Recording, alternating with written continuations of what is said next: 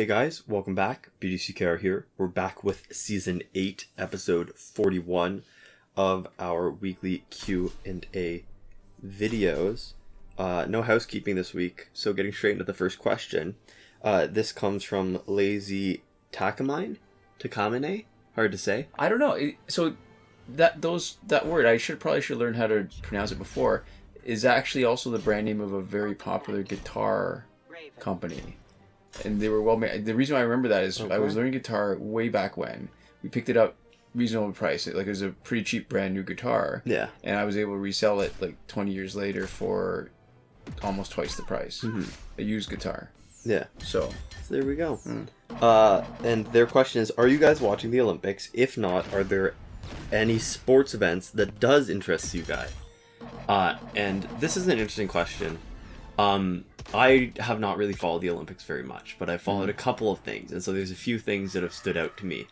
Related to Olympics or just related to the Olympics? Okay. So I know that this is the first year that skateboarding is part of the Olympics, which is really interesting. And so I saw the clip of the person, I think guy, but I guess it doesn't really matter. Yeah. No, well, somebody with a penis, anyways, because they slammed their nuts directly into a bar, right. And I don't know exactly what part of the process this was. I don't know if this was in the qualifier or if it was practicing for the qualifier. Right. But so there was a huge spill, shot directly to the nuts, and they ended up coming in 5th still. Right.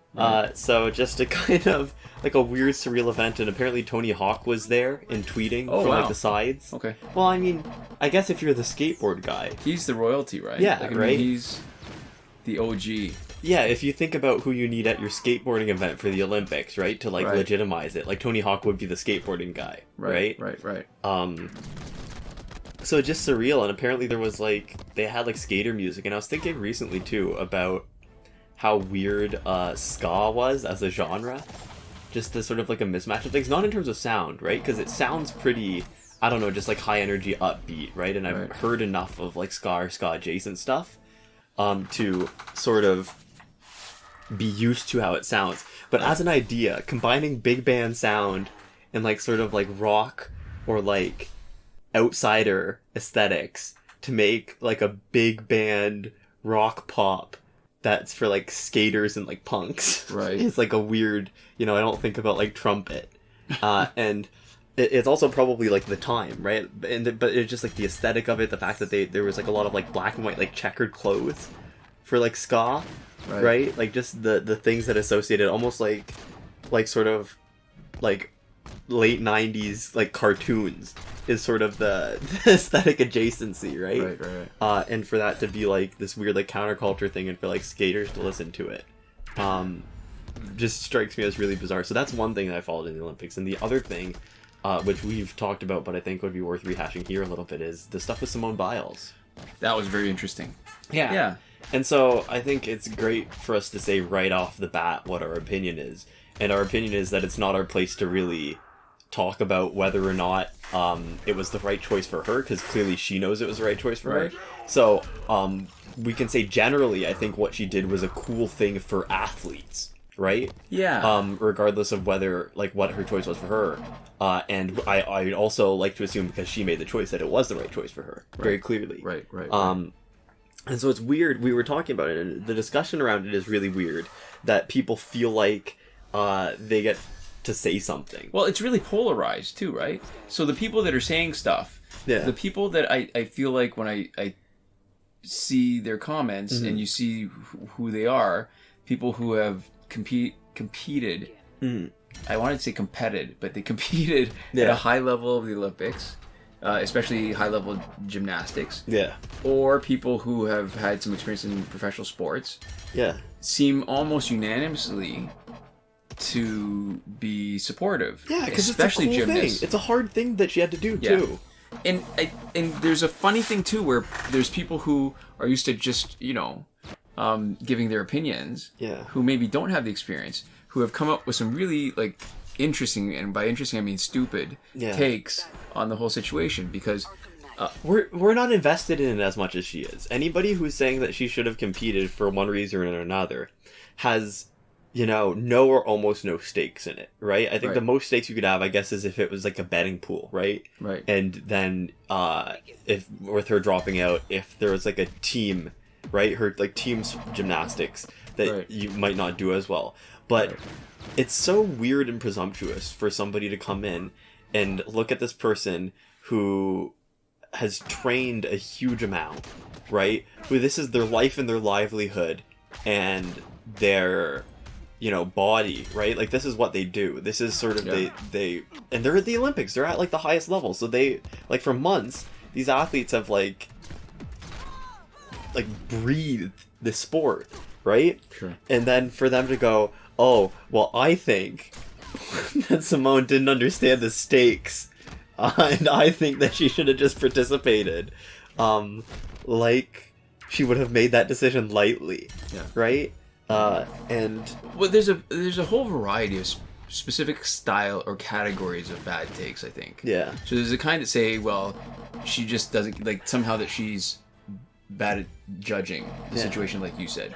There's some that are saying that she was being selfish because she should have just done it anyways for the good of the country. Yeah. And then, I mean, you can break, it's just, and the other one was saying that she wasn't strong for doing it, that she was weak for doing it. Yeah. That it shows, that, and the sort of that in-between compromise kind of take, which is in a lot of ways just as bad, is that they don't mind. They try to pretend that they're sort of finding a middle ground. They say, Yeah. I don't mind that she did it, but she should have done it before Yeah. before arriving at the Olympics to give somebody else a chance. Yeah. And there's so many reasons why they're bad, but the easiest thing I think would be to take what sounds like the most moderate take and to give you a feel for why the worst ones are actually that much worse. So here's the point: they have a team of gymnasts. They don't all compete. They have alternates, so it's not like they at any point they ran out of people to compete for the team. They had a substitute, and there's this whole myth around the elite level athletes somehow that even 75% or 50% of a great player is still better than 100% of somebody who's maybe doesn't have as what's the word I'm trying to think, like so much history, or they don't have the reputation, they don't have the accolades, they don't have the recognition.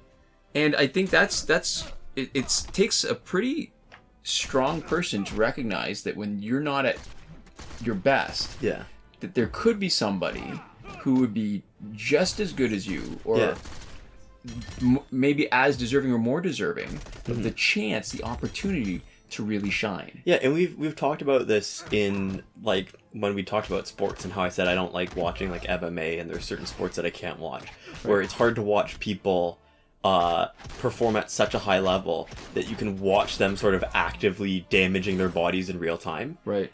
And I think that for somebody who's competing on the Olympic level, it's totally fair to make that decision to not want to do, if you're in a position where you're worried about hurting yourself, or you're worried about jeopardizing, because there's a lot of things you can do that'll jeopardize your livelihood, right? Like tweeting something really terribly offensive, right? Right. But in terms of doing something that would jeopardize your livelihood and also your bodily autonomy at the same time is terrible, right? And I think that's, for it to be a little bit personal, I had a friend who went back home for a little while in university because they'd been a gymnast, because one of their previous colleagues, like their teammates, their peers, Compatriots, at the gym that they trained at, literally died doing something. They and it was terrible, and it was during something that was apparently really routine, something that they had people who younger than teenagers, 12-year-olds, did. Right? And there just was something about a lack of commitment during the move. There was a loss of focus and place, and they landed really unluckily, and they actually died. And so when Simone was talking about having, I forget what the term, twisties, and losing her space like that, they're moving their bodies in a way where you need to know where you are, and there's a lot of ways that you could fall that you just be able to get over and walk away from. And there's a lot of ways for things to go wrong that would be totally okay. It's different sports have different levels of risk, right? Like lugeing, right? If you bail out on that, I think probably has a higher like inherent level of risk, right? In the same way that like if you're at like a gun range or something, like a mistake could be a lot more like dangerous, right? But you know, being a gymnast, there's still a huge amount of risk. You're flinging your body, you're moving yourself really hard and aggressively, and for most moves, and definitely anything at the Olympics, you're putting yourself in a position where if you bail out in the wrong way, you can hurt yourself really, really bad. Things are moving so fast that a lot of proprioception is the sensation of where your body's position is, or parts of your body's position is in space without actually seeing it, just by feeling it. And a lot of the moves happen so fast that it's not even so much your proprioception, because a lot of it is that you've practiced it so much that you trust that based on the small amount of sort of sensory inputs that you're getting over that really short period of time is helping give you the cues to make the small adjustments that you need in space. So when something goes wrong, the fact that she even landed that after bailing out of the move, to me, is pretty spectacular. And so, sorry, and I realized I started on that thought about the moderate position and why it's wrong, is that the whole point is that stuff is potentially going to happen. They've actually planned for this. So if Simone goes, and then, or any other gymnast goes and has a problem at the time, they've got a bunch of people, and she could have insisted that she would still perform.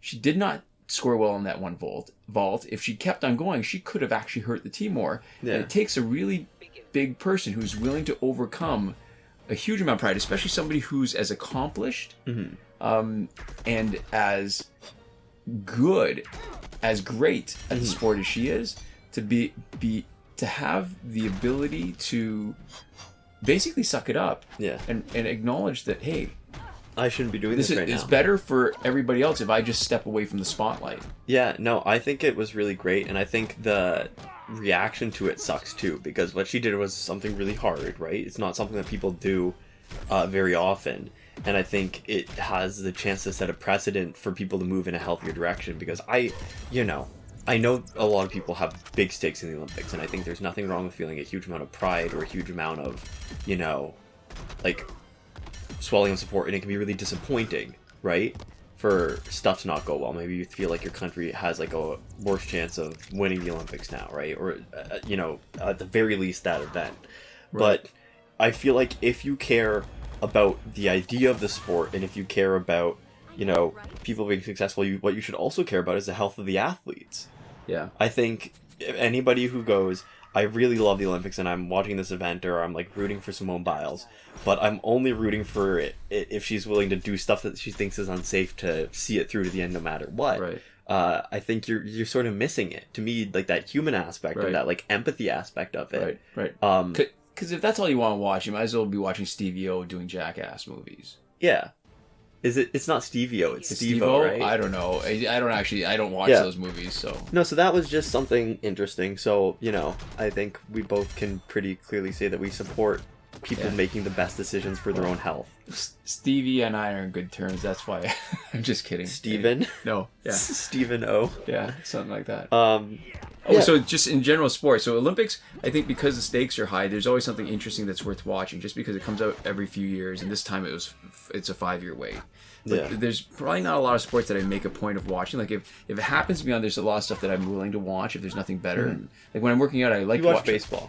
Oh, I love baseball. I was gonna say baseball. I make a point of watching even when it's not the most convenient, and basketball too. But other sports I generally just watch because they happen to be on, say when I'm working out, and it's easy because sports. When there's something good on, I don't have to really pay attention. Because if I miss it, they just have a replay almost immediately after that's got a better angle on it, and it does it in slow motion. They can see really what's happening. And I guess you can always at a glance see the score. You don't miss out on story the same way with most other stuff on TV. Even within like a single like episode, if you just sit there, and they'll rerun stuff from even earlier, right, in the downtime. If there's good plays in the whole. The one thing that I find that's really great about basketball actually is because there's so much scoring. Even a bad team is going to score close to 100 points. That's basically and most teams on average take about 80-something shots each team. So you've got 150, 160, maybe even more chances each game for something potentially spectacular to happen. It's like the opposite of football, right? Where when they tally it up, the players spend like very, very little time actually like in plays, and most of like the hour time spot is spent doing other stuff. It's like something like 14 minutes or something. See, I don't know what is it, like, football? Active play. I guess maybe. I don't know what the quarters and stuff are. I was thinking more actually of soccer, not because soccer not much is happening, because it's much more easier to get invested in scoring and really sort of spectacular plays. And in basketball, there's just so much scoring. Yeah. And that even on defense, there's the potential for really amazing displays of athleticism. Yeah. Yeah. So that's what sports and Olympic stuff. Yeah. I think that's everything that has been in sort of my mind about the Olympics. Yeah. Yeah. So our next question comes from Manuel Barboza, and they say, "Hey, great vid, I've been watching your guys' videos, and I've just been wondering how you guys get so many power credits." And we get this question every once in a while. I think we answered it actually not too long ago, but always... What was interesting, every once in a while I hear the same question, and something else occurs to me, that it's funny that this is actually considered a lot of credits. It's not even close to being what would trigger a suspension. It is easily attainable. I guess it's still a lot, but it's easily attainable for somebody who's been playing for, 5, 6, 7 years. Yeah. And at some point when you run out of stuff to buy, you could, every once in a while I'll just buy through a round of challenge just so that I can get to the, to unlocking the character, or to, just to demonstrate a reset for myself to make sure it works, just because it's faster that way. Yeah. But so what's funny, but for most people, not a lot to spend. The thing is, we've lost so much perspective because you say that, but with the state of the game right now, there's actually very little reason to build up a lot of credits unless you have everything. Right. Like the most you'd want to build up is, I don't know, if you wanted to do a reset and you had like one character left that you wanted, you might want like 1.5 million, maybe even 3 million if like you just need like 2 characters left, and you're like, I'm willing to spend like a couple million on packs and then reset if I don't get the specific character. Right. So this is a huge amount. Right? Yeah, listen, it is. That's part of what made it interesting, because every once in a while, like I said, you hear the same question, but something else occurs. Yeah, and so I guess the other reason why this might feel like a different amount is because we were used to a time where credits were essentially free, right? We've spent time at one time or another where there were glitches where you could just get as much money as you wanted at like orders of magnitude, like 10 or like 100 times faster than you could get it by playing. Maybe even more than that. Maybe like 1,000 times faster for some of them. When you're spending the price of one pack and getting like 50, and all you had to do was sell it, that was probably like hundreds of times faster than you could generate credits naturally grinding. Yeah. So, part of the reason why we have as many credits as we do is because we've had accounts that existed when those glitches were around. So, we've built up most of these credits just from grinding. But there were times where we could fill out our roster and essentially skip spending credits that we were earning naturally, and instead spend the credits that we were earning through glitches. Right. And I think balanced out, because we've done so much like maintenance and work on multiple accounts, right? Yeah. We've probably earned enough that that doesn't throw off the amount of credits we have here by that much from just earning them naturally. But it's just... The real answer is just we've been around a really long time, and that means a couple different things, but that's I think at the end of the day, it's a mix of glitching and just playing and having nothing to spend it on, and all of those boil down to we've been here for a long time. Yeah, we're pretty old. Yeah. So there we go. Our next question comes from Jose Morales, and they say, or I guess this isn't a question, this is a comment, but they just say, "I find all Flash characters weak." Now, there are a bunch of different answers. I actually responded in that little chain, and I said, listen, Reverse Flash disagrees with you. and I linked to our Survivor video where reverse flash was probably the single most important reason why we were able to complete Survivor in that run a few years back. So let's summarize the different Flash characters, right? When you say all Flash characters, there's Flash Gold. There's the weakest in terms of stats, Elseworld Flash, and then you move up to Reverse Flash, Metahuman Flash, Earth 2 Flash, and Blackest Night Flash, Gold.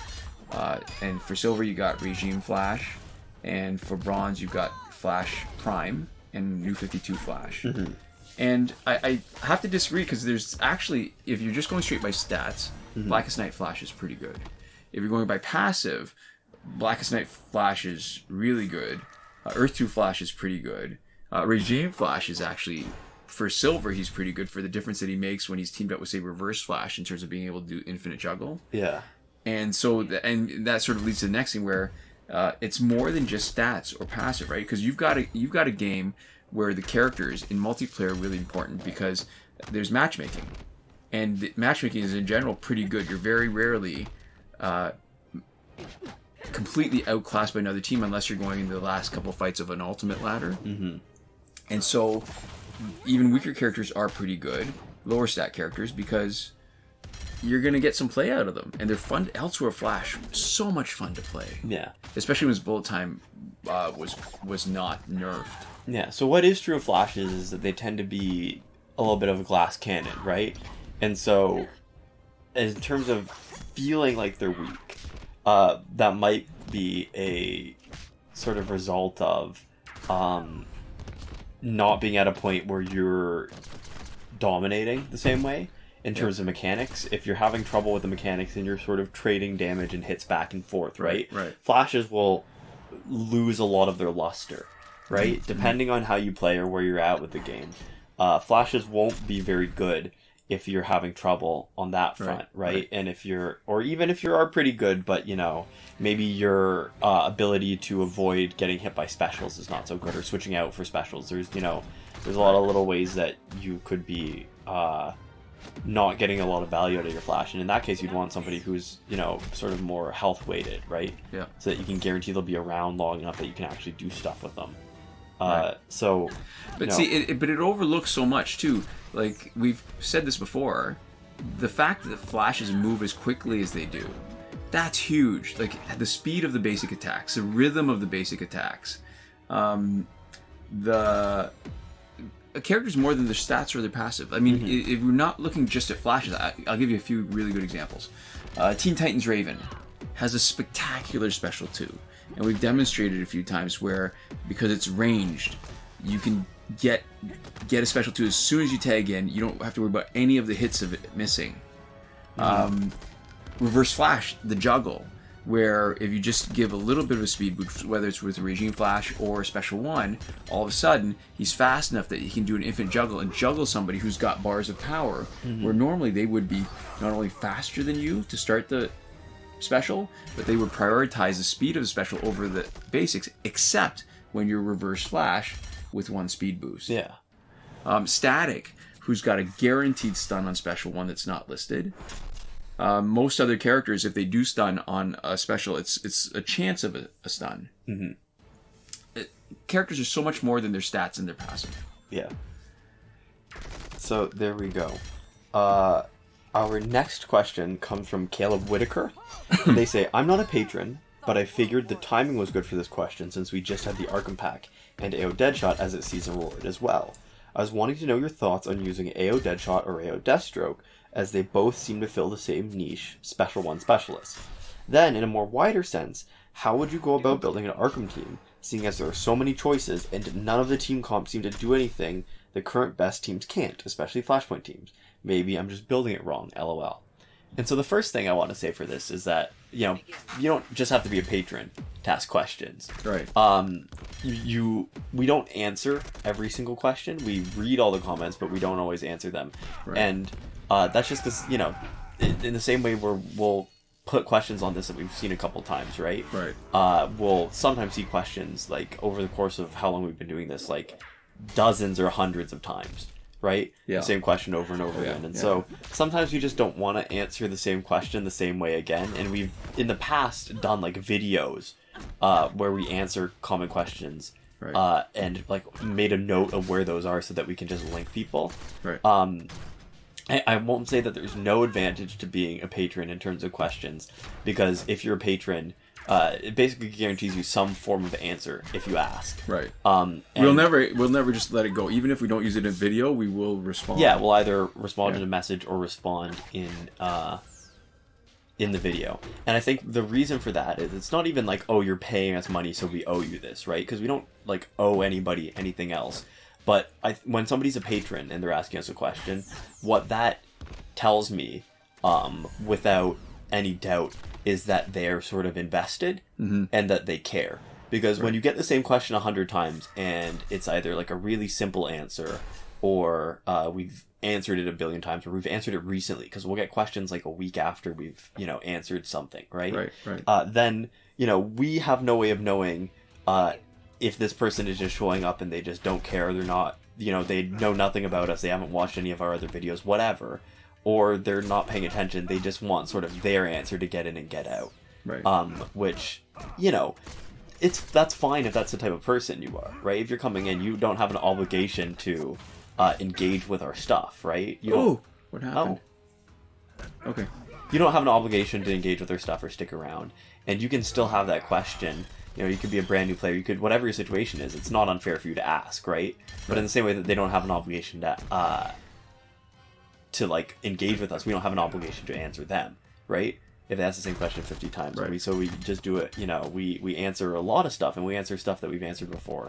But it makes it a lot easier when we know that somebody is sort of coming in good faith, and it's a lot. It feels nicer for us when we're putting time and effort into answering somebody when we know that they like our stuff. Right. So that's the other thing too, is that if somebody comments on our stuff a lot, right, and they ask a question, I'm a lot less likely to skip past that one, because I know that they're around, I know that they're sort of active and engaging, and that says something too. And again, I'm not trying to dunk on anybody who doesn't do that, right? Because that's fine, right? Nobody has any obligation to us at all. It's just saying for us that it makes it more enjoyable, it makes it more worthwhile to us to answer those questions, without passing any judgment on the person asking them.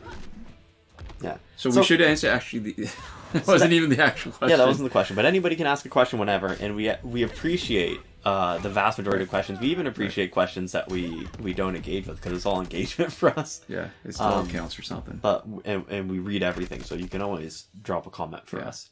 But for the question itself, right? It's AO Deadshot versus AO Deathstroke, and then building an Arkham team. So we did something new for people who are watching us instead of listening to it as a podcast. What you're seeing is a team that we've used before. It was an Arkham Origins Deadshot team that was using him as a special specialist, and you saw the transition where we started off focusing on Special 2 and switching to Special 1, like Caleb said about how he makes a really good Special 1 specialist. Yeah. First comment is, I think AO Deathstroke, when you're talking about similar stats and basically similar attack, if you can gear those the same, the one advantage Deadshot has is that there's way more splash damage. Now with the League of Assassin's Knives, you still get a ton anyways, but you're also getting the extra bonus from his passive. So I don't know, it's Deathstroke. The advantage is you don't need any gears to max out his Special 1 if you hit the larger target in the mini game that slides up and down. Mm-hmm. And the thing is, I don't know, I haven't played with Deathstroke in a long time, mainly because we played him a lot at the beginning. Yeah. And I think it's probably more important, this question, to talk about what makes a really good Arkham team. And what you're seeing is right here. None of them have Astro Harness, but you've basically got a second chance with every single one of them. Mm-hmm. Because Arkham Knight Batgirl, unless you screw it up and let her get knocked out before the other two guys are, each person, and you saw that in the previous fight where Killer Frost came in with 3 bars of power, did a super, and we didn't care because Arkham Knight Batgirl was going to come in and save Deadshot. Yeah. And she would not only stun Killer Frost, but she has boosted stun damage both with Cloak of Destiny and with Necron Scythe, so it's double boosted. And the cool thing about that, what's even better, and there's been a couple times where I get like a little excited and try to do special one too early, and it stuns them and it whiffs on the kick. Yeah. They're still stunned after, though. Mm-hmm. So then even a basic combo does a huge amount of damage because they're stunned, and she's got the double boost, even without basic attack gears. And so each of Arkham Knight and Deadshot, or Deathstroke if you want Deathstroke instead, they all get a second life. She gets a second life because we're using Necro Scythe most of the time, because she's going to knock somebody out at least once when she saves both Arkham Knight and Deadshot. Yeah. So the short answer to the question is, I think every Arkham team, the best Arkham team, has to have Arkham Knight Batgirl. Mm-hmm. And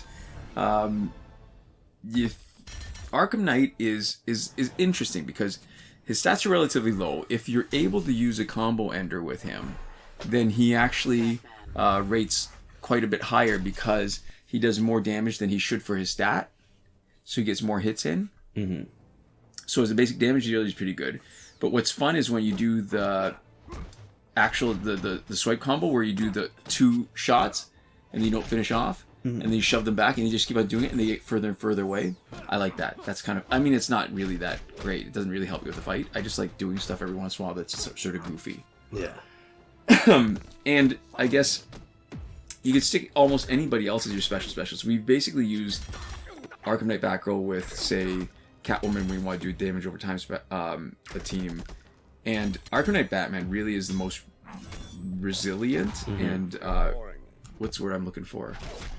You can use it for anything. Like you can judge when you get into the fight whether, or when you look at the other team, how you want to use him. You can use him as a tank. You can use him as a special specialist. Yeah. You can use him as a basic damage dealer, and you can decide that before each fight instead of having to do it before you even start the ladder, which is pretty cool. Yeah, so I mean that might be something that because you talk about, this is an interesting phrasing too. None of the team comp seem to do anything the current best teams can't, especially Flashpoint teams. Right.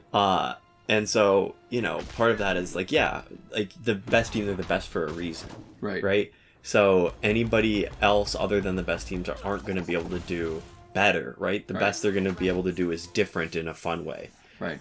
Or, you know, the same thing with pretty much the same success rate and maybe like a slightly different win rate, because if they did everything, you know, the same, then it would be the best team. Right? Right. Almost definitionally, because the best team is something that can handle anything, doesn't really have weak points, is, you know, good to go really fast, and also impervious to little bits of mistakes, flexible, right?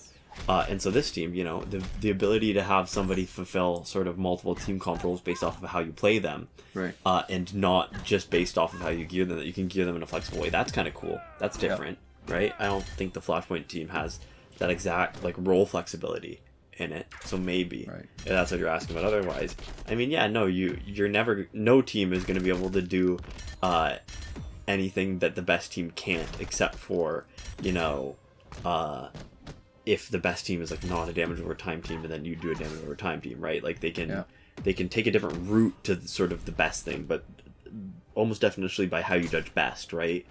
There's not going to be any other team that's going to be able to do something that it can't. Right. Okay. Yeah. So we don't have a lot of time. I think we're probably not going to. We have one more question here just in case, but I think we'll save that for next week.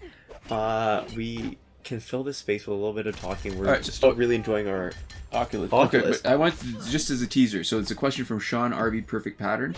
We're going to answer it next. It's about healing, and it's actually more of an involved answer than I initially would have thought. So that's why we're saving it. Yeah. So we're enjoying the Oculus Quest 2 quite a bit still. There's been a lot of things. It's sort of exposed us to a bunch of other stuff. The one thing not so great is I downloaded the Oculus app on my desktop because I was going to try using AirPlay so that I could stream from my desktop and get PC quality VR on my headset, which is apparently fine if you do it close enough to a router. Right. Which we were going to be doing.